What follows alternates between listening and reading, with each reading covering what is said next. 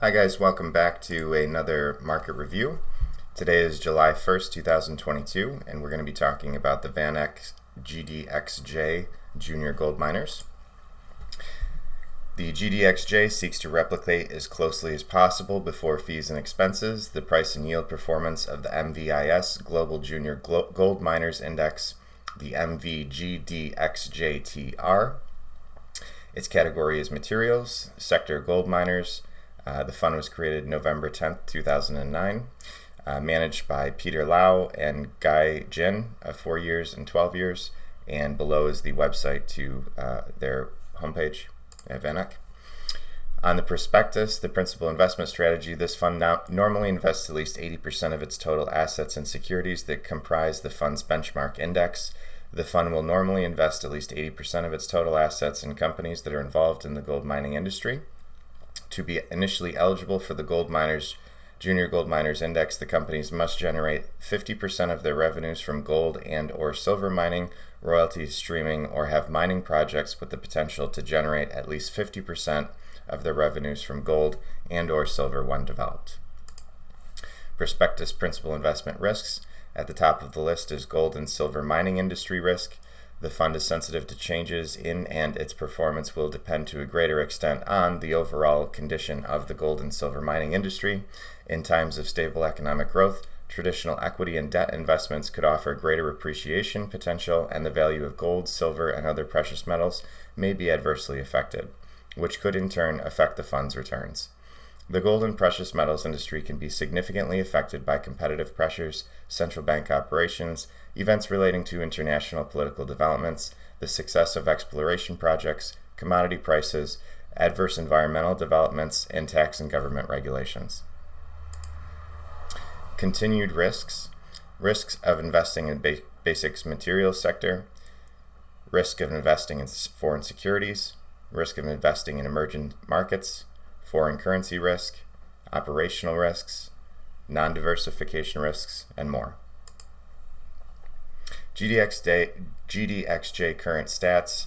Current market price is $32, which is below its 200 moving day average of $42.12, which is 22.24% off. Its 52-week trading range is $31.23 low up to a high of $51.92. The total assets, or its market capitalization, is $4 billion. It has a net expense ratio of 0.52%. It has a 1-month return of negative 8.71%. It has a year-to-date return of negative 6.94%. And it has a 1-year return of negative 26.99%. And it is options enabled. GDXJ performance. The distribution yield is the measurement of cash flow paid by an exchange-traded fund, real estate investment trust, or another type of income-paying vehicle. Rather than calculating the yield based on an aggregate of distributions, the most recent distribution is annualized and divided by the net asset value of the security at the time of payment. GDXJ distribution yield, TTM, is 1.89%.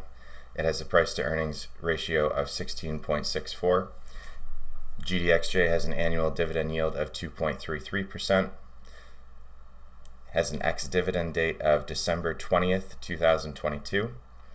GDXJ has a 60-month beta of 1.46. GDXJ has an implied volatility of 47.3%. GDXJ top 10 holdings. GDXJ has 102 companies in total, number 1 being Yanama Gold at 5.73%, Kinross Gold Corp at 5.5%, Pan America Silver Corp at 5.43%, SSR Mining at 3.98%, Endeavor Mining at 3.95%, B2 Gold Corp at 3.7%, Evolution Mining at 3.34%, Alamos Gold Inc. at 3.13%, Fresnillo PLC at 2.5%, and Hecla Mining Co. at 2.25%. GDXJ geographic footprint. GDXJ has exposure to mining companies in Canada at 45.7%, Australia 20.18%, Indonesia 6.68%, Brazil 5.71%, the United Kingdom at 4.64%, the United States at 3.64%, and Peru at 2.44%, and others.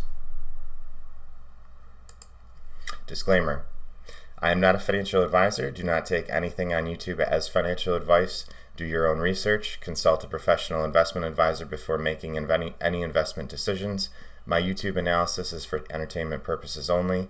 Please like, share, subscribe, and leave a comment below about your thoughts on GDXJ.